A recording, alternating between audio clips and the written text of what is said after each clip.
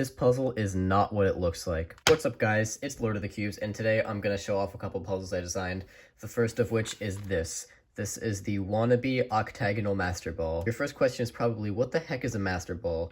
A Masterball is this puzzle, which is basically a 4-layer, 8-segment cheese. It appears to be an octagonal form of a master ball. As you can see, it's got those 8 pizza slice looking octagonal segments on the top and bottom, and all along the sides you can see it has 4 layers. So why is this a wannabe? Well, you can't actually make all of the turns that it looks like you can make on this puzzle. Namely, these cuts don't actually exist. I mean, these on the top and bottom layers they do. You can make 8-fold rotations here, but on these sides you can't actually get these pieces to separate. In fact, the only sides that you can turn are the ones with 3x3 colors, so like dark blue, dark green, orange, and red.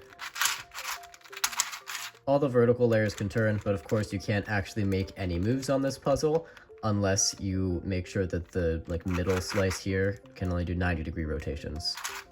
But there is one thing about this puzzle that the Master Ball can't do, and it's something that people have wanted to see for a while, but it's this.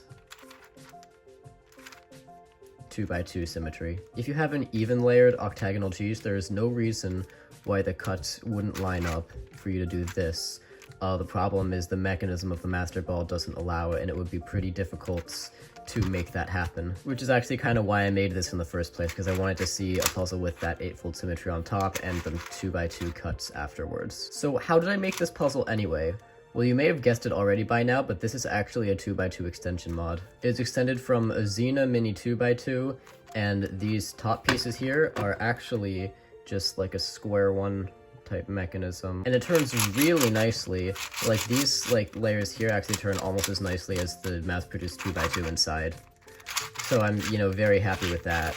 So after I designed this, I actually had an idea for a second puzzle, and that's the other one I'm going to be presenting in today's video. Recently, I designed this 2x2 cross cube replica, that once I have it stickered, I am going to put it on Thingiverse. As you can see, this also turns quite nicely, if I may say so. It actually wants to turn by itself a lot, which is the same problem that the Edgy Scheme Plus had, but other than that, it turns quite nicely. So why am I showing you this puzzle? Well, it's because I actually combined the concepts of both of these puzzles. You've got a 2x2 with 8-fold symmetry on 2 added layers, and then this is a 2x2, but you've added a layer on every side. So what if you add an 8-fold symmetric layer on every side? You'd get this. This is called the Octet. So yeah, as you can see, each side can do 8-fold rotations on the added layers. It's kind of hard to get the cuts to line up with so many of these octagons. And of course, it also has the fully functional 2x2 cuts. People have compared this puzzle to the Time Machine 2x2, and honestly, that's a fair comparison. This is basically that, but with 8 segments instead of 12. So you might be a little confused at what this color scheme is. So here we go. This white face here and these 4 faces that are parallel to it, those are all white. That goes for all the 3x3 colors, as you can see. And then these side colors, there are 12 of them. And the reason I colored them in this way is because this shape, as you can see, is 3 octagonal prisms intersecting each other in each direction. And I kind of wanted to show that with the color scheme. So, this light green face disappears underneath and reappears here. And I did that for all 12 of these colors. Making a color scheme for this was a pain, and I had to do some kind of illegal things, like putting white next to gray and navy blue next to already pretty dark blue. But I did the best that I could. I would say overall that I'm happy with this color scheme. When I posted this on the Discord initially, someone suggested that I use an alternate color scheme where these 3 little faces here would all be the same color, and I would do that for all 8 of the corners, resulting in only 14 colors rather than 18, and frankly a much easier color scheme to make.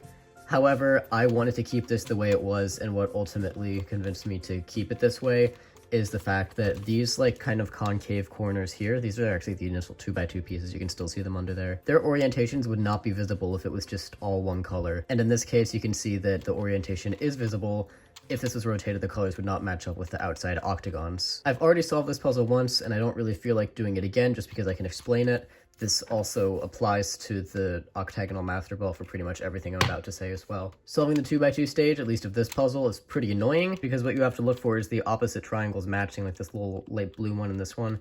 They'd have to match, but it's kind of hard to see unless you stop and take a good look at it. That's why it was pretty annoying. And after that, you just have to use these corners to figure out where each side goes. Both of these puzzles do have parity, it actually can be solved relatively easily because it's just the same as square 2 parity, where what you can do is just offset it by 1 slice and then use commutators to repair it back to the state it was originally in if you have parity. I don't feel like demonstrating that, so just trust me, bro. I do have a kind of wacky idea that I could use this general concept from, but I have no idea if it'll work. So this might not be the last you see of the Octet, but I don't know.